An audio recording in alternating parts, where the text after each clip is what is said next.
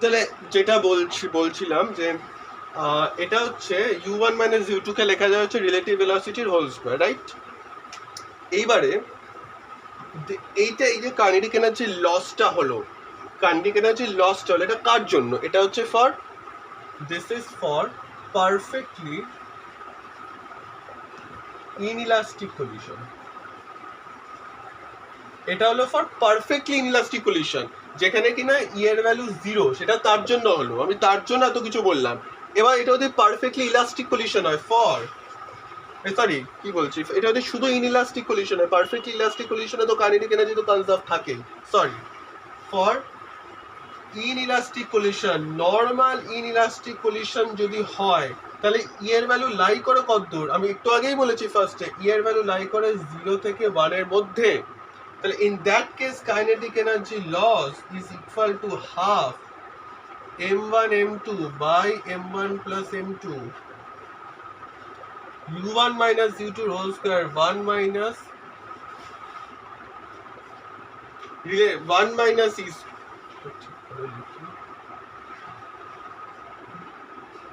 1 minus e square। তাহলে this is for inelastic collision. তাহলে দুটো ফর্মুলাই কিন্তু খুব ইম্পর্টেন্ট রইলো, বিকজ এই ফর্মুলা দিয়ে ডাইরেক্ট কোয়েশ্চেন আসে বোথ ইন জেই নিট। এই ফর্মুলাটার half m1 m2 m1 plus m2 same হচ্ছে centre of mass frame of রেফারেন্সের জন্য।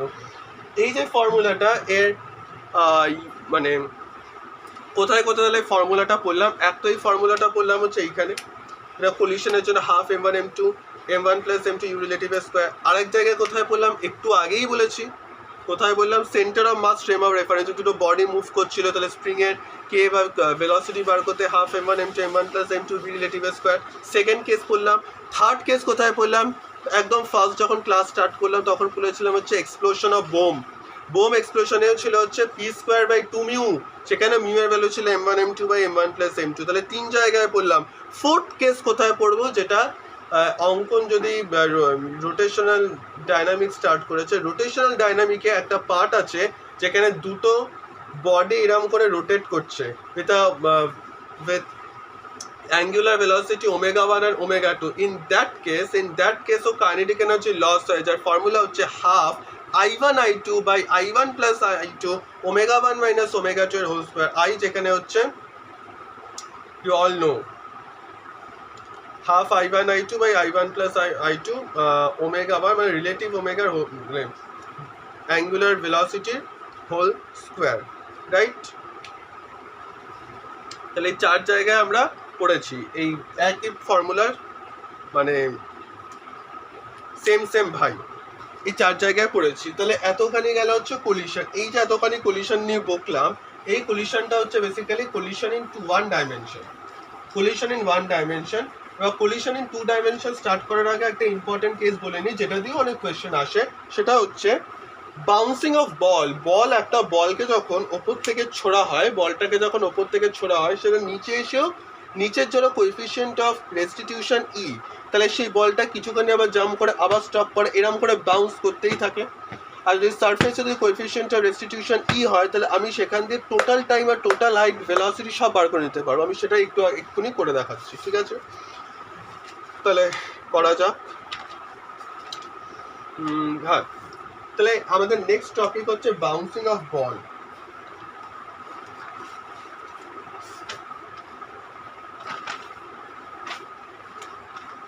এক মিনিট,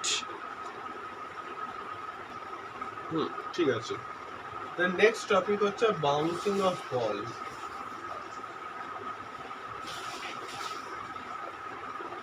একটা বল যখন সার্টেন হাইট থেকে থ্রো করে, তাহলে ই এর ভ্যালু হচ্ছে v2 minus v1 by u1 minus u2, এতখানি তো জানি। এবারে যদি বলটা যদি হেভি বডি হয়, তাহলে হেভি বডি যদি রেস্টে হয়, হেভি বডি আর ট্রেস, তাহলে u2 এর ভ্যালু 0, v2 এর ভ্যালু 0 হবে। তাহলে u2 গেল, v2 গেল, তাহলে বেসিক্যালি পড়ে কি থাকলো, মাইনাস v1 বাই u1। তাহলে ই এর তাহলে v1 হচ্ছে minus E u1। Minus sine কি ডিনোট করছে, যে উল্টো ডাইরেকশনে। এবারে এখান দিয়ে যেটা যেটা ডেরিভেশন করা যায়। ডেরিভেশন কিছুই না, ধরো বলটা ভেলোসিটি ভি দিয়ে ছিল, তাহলে নিচে ভেলোসিটি কত হলো E to the power E into U one, মানে এর পাওয়ারে কত আছে 1, বলটা ওপরে গেল আবার নিচে আসলো, তাহলে E to the power 2u1 E to the power 3u1 dot dot dot E to the power n u1, right? তাহলে এটা জিপি সিরিজ দিয়ে করা যায়, এরকম করে টোটাল আইটু জিপি দিয়ে বার করা যায়। বাট আমি ডেরিভেশন করছি না, ডেরিভেশন নিজেরাও করা যায়, কিছুই না এমন ডেরিভেশন। ওখানে কমন রেশিও নিয়ে, মানে কমন টার্মটা বার করে দেবো, কমন রেশিও নিয়ে ওটাকে সলভ করে দেয়। আমি শুধু ডাইরেক্ট যে ইম্পর্টেন্ট রেজাল্ট এখানে ডাইরেক্ট কোয়েশ্চেন আসছে ওগুলোই আমি জাস্ট লিখছি। সেটার ফার্স্ট হচ্ছে ভেলোসিটি, তাহলে কেস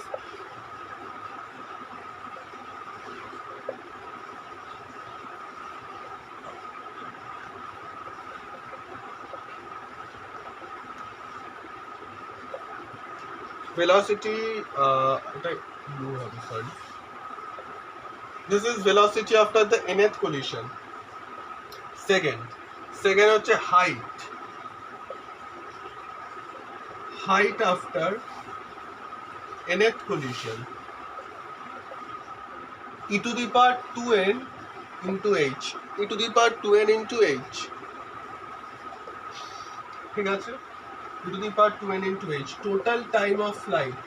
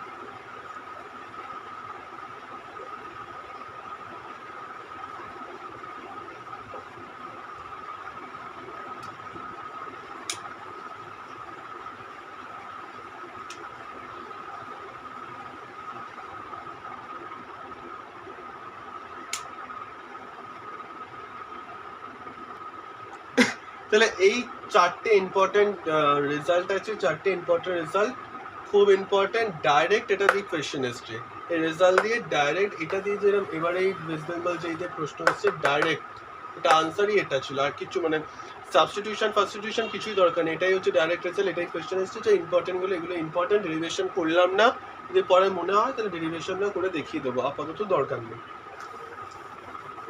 তাহলে বাউন্সিং অফ বলের কেসও গেল। আর কি বাকি রইল? আর যেটা বাকি রইল একটা হচ্ছে অবলিক কলিশন, আর একটা হচ্ছে ইনইলাস্টিক কলিশন, এই ইলাস্টিক কলিশন ইন 2 ডাইমেনশন। আমি ডাইরেক্ট একটা এক্সাম্পল নিয়ে নিচ্ছি। ফর এক্সাম্পল ধরো একটা বল আছে, এই বলটা ধরো ফর এক্সাম্পল এর বলটার মাস ধরো লেটস সে 2 কেজি। এই ধরো কোন একটা সার্টেন স্পিড নিয়ে মুভ করছে,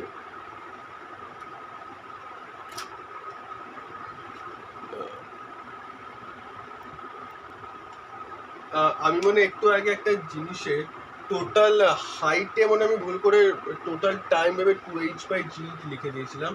টাইমটা বেসিক্যালি হচ্ছে t into 1 plus c by 1 minus c। আমি বাউন্সিং অফ বলের কথা বলছি, আমি মানে ভুল করে একটু আগে এখানে টিটাকে সাবস্টিটিউট না করে নিচে লিখে দিলে, তো টোটাল টাইম তো আমরা জানি 2h/g হয় 1 plus c by 1 minus c।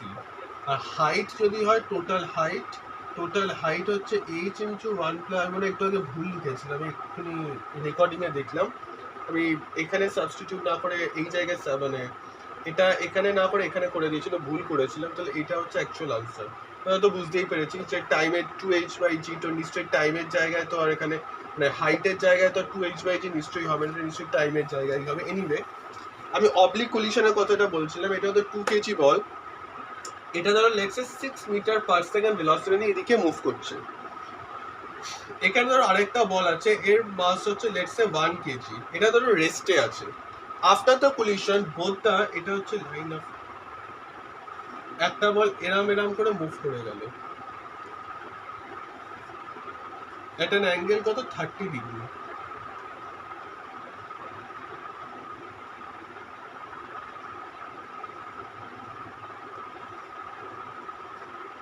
with a velocity let's say v1 or v2.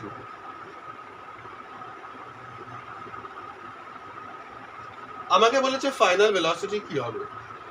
আমি এটা কি করে করব, আমি এখানে একটা করব along the x axis momentum conserve হবে, along the y axis momentum conserve হবে। আমি লিখলাম along x axis, along x axis, along the x axis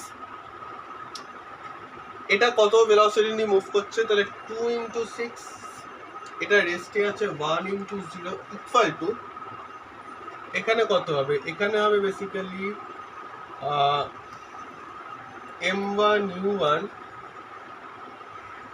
cos 30 plus m2 u2 cos 30, right.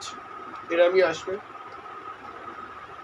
along the x axis, তাহলে m1 হচ্ছে 2, u1 মানে basically v1 cos 30 হচ্ছে √3/2 plus 1 v2 √3/2, তাহলে basically answer কত হবে, এটা আসবে কত, এখানে 2 দিয়ে কাটাও যাবে না, ওকে 6 to the 12,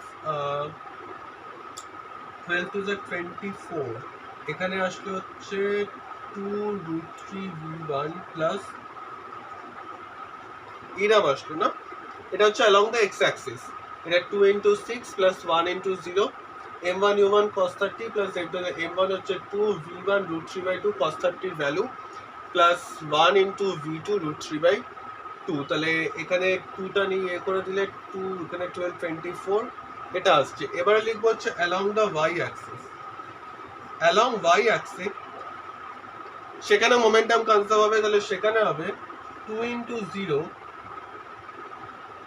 plus 1 into 0 is equal to sin 30, then এখানে কত হবে, এদিকে হবে হচ্ছে m1 u1 sin 30, এখানে হবে minus m2 u2 sin 30, ভাই নেগেটিভ ডিরেকশনে আছে, তাহলে কত হবে এখানে 2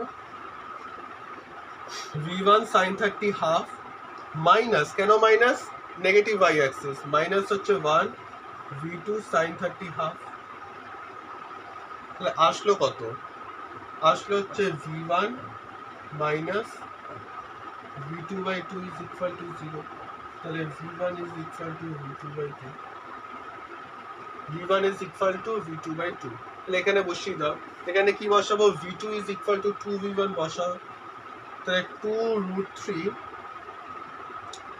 v1 plus √3, v2 কত, v2 হচ্ছে 2v1 is equal to 24,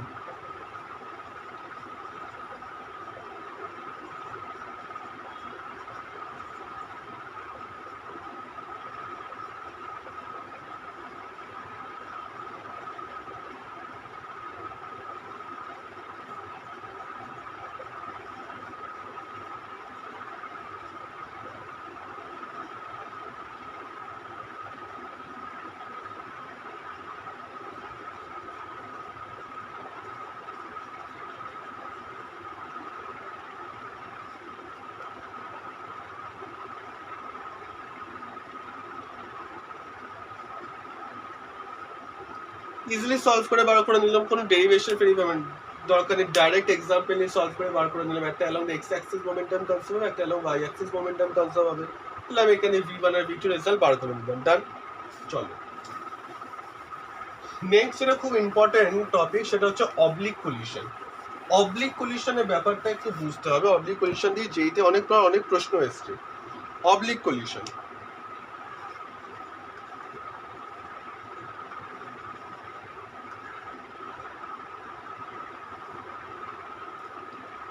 ধরো দুটো বডি,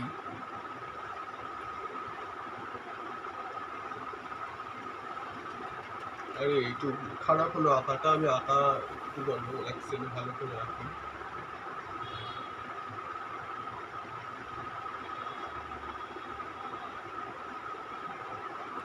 ধরো দুটো বডি এরকম ভাবে কোলাইড করলো, ঠিক আছে, এটা লাইন অফ ইম্প্যাক্ট কোনটা, এটা হচ্ছে এটা লাইন অফ ইম্প্যাক্ট, এটা হচ্ছে এটা লাইন অফ ইম্প্যাক্ট। একটা কথা জেনে রাখো, শুনে রাখো, মনে রাখো, along the line of impact, along the line of impact আমি আগেও বলেছি momentum is conserved for the entire system, তাহলে এন্টার সিস্টেমের মোমেন্টাম কিন্তু conserved along the line of impact, কিন্তু for individual bodies the momentum is not conserve. Same এখানেও কিন্তু তাই হবে, along the for the individual bodies momentum is not conserve. But এখানে আরেকটা ইম্পর্টেন্ট কেস যেটা মনে রাখতে হবে, সেটা হচ্ছে perpendicular to the line of impact momentum is conserve. Momentum কিন্তু লাইন অফ ইম্প্যাক্টের পারপেন্ডিকুলার ডাইরেকশনে কনজার্ভ। কেন? External force zero, because external force is acting in this direction along this line of impact, ওইদিকে কিন্তু জিরো পারপেন্ডিকুলার। তাহলে এই বডিটা যদি এইদিকে u1 ভেলোসিটি নিয়ে মুভ করে, এই বডিটা u1 ভেলোসিটি নিয়ে মুভ করছে, এই বডিটা এদিকে u2 ভেলোসিটি নিয়ে মুভ করছে, আমি কি বলেছি? Momentum is conserved perpendicular to the line of impact, আমি এক্ষুনি বলেছি। তাহলে ধরো এই অ্যাঙ্গেলটা ধরো আলফা, এই অ্যাঙ্গেলটা ধরো আলফা, আর এই অ্যাঙ্গেলটা ধরো বিটা। লেটস সে এই ধরো দুটো angle equal, alpha beta equal, ধরো এটা আলফা এটা বিটা।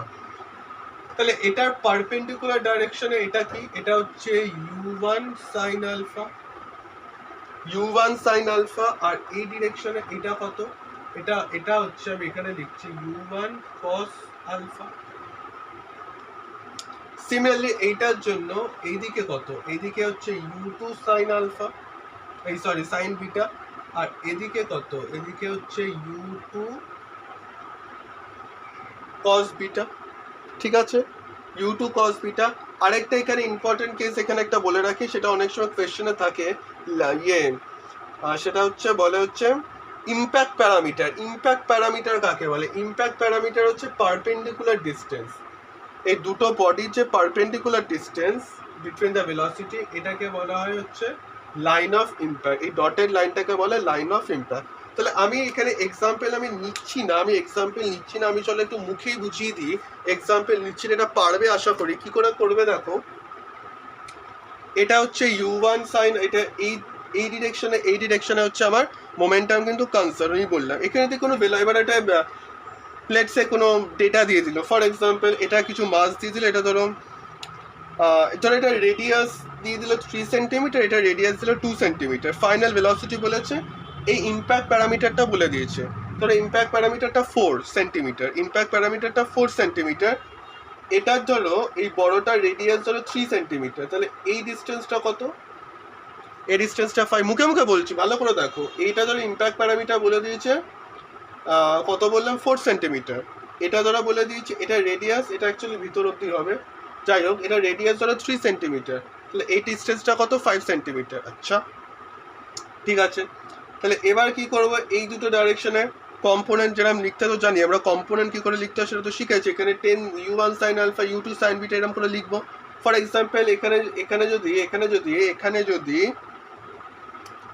3 4 3 আর 5 হয়, তাহলে এটা কত? বিটা কত হবে? বিটা এখানে হয়ে যাবে 53 ডিগ্রি। তাহলে এখানে এটা 53, এখানে এটাও 53। আমি লেটস সে এখানে alpha beta equal let's say, আর এখানেও 53।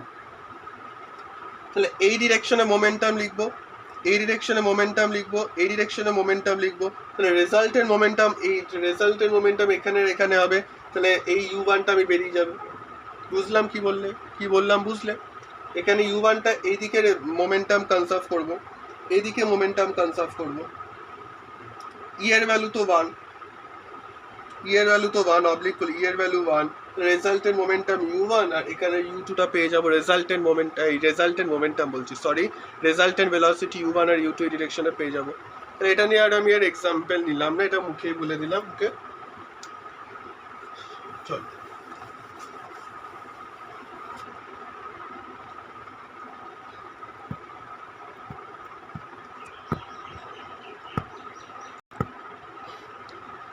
লাস্ট আজকের আমার কলিশনের সব পড়ানো হয়ে গেল।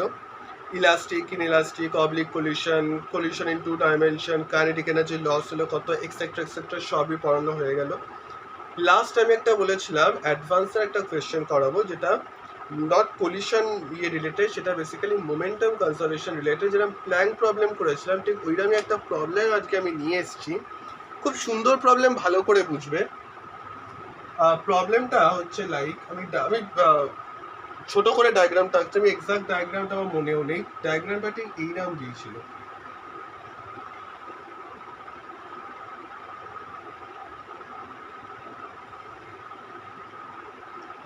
এটার মাস এম দিয়েছিল,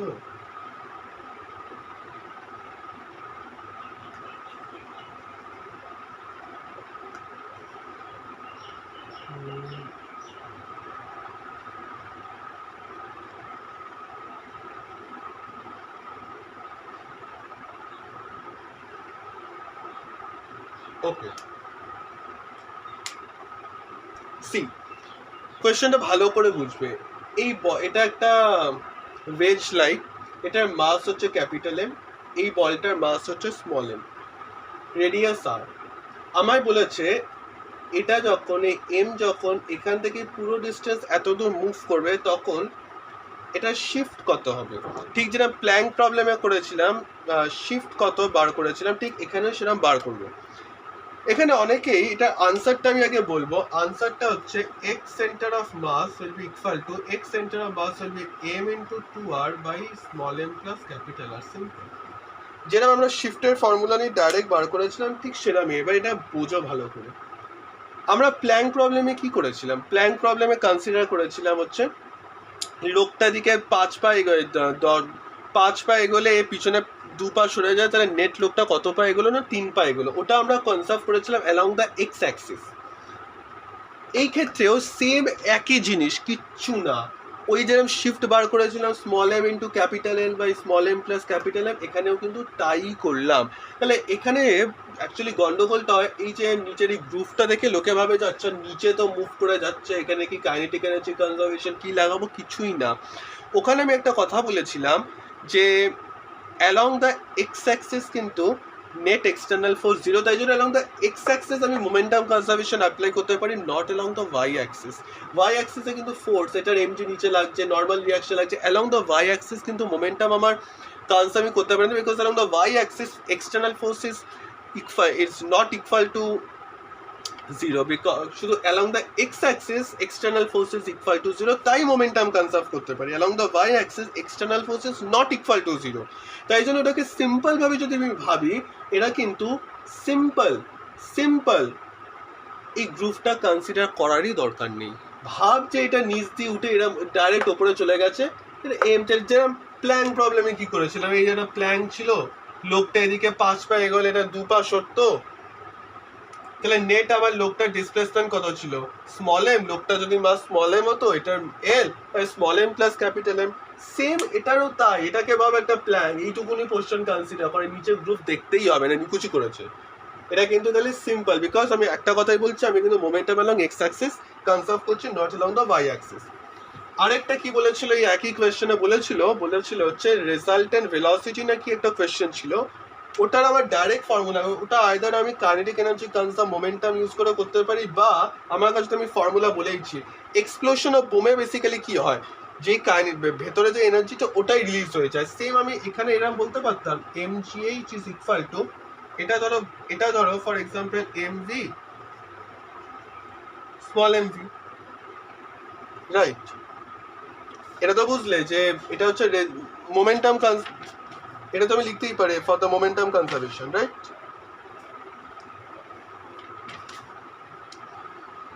তাহলে আমি এখানে লিখতে পারি m square u square by 2 into mu. ওই যেরকম ওখানে করেছিলাম না, যে kinetic energy of the system ছিল হচ্ছে like p square by 2 mu, mu হচ্ছে রিডিউসড মাস, তাহলে পি এর জায়গায় m square u square by 2 mu লিখলাম। আর এটা তো হচ্ছে mg, এই যে হাইটটা ফর এক্সাম্পল h,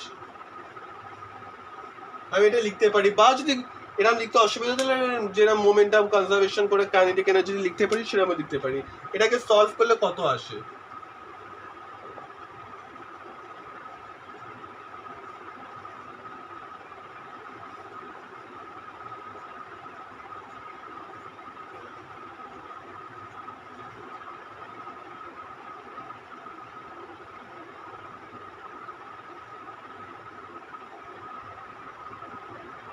এবার এখানে ভ্যালু বসিয়ে ক্যাপিটাল এর স্মল এম এর ভ্যালু বসিয়ে আমি করে দিতে পারি। তাহলে এটা কিন্তু অ্যাডভান্সের কোয়েশ্চেন এসেছিল, I hope it is clear.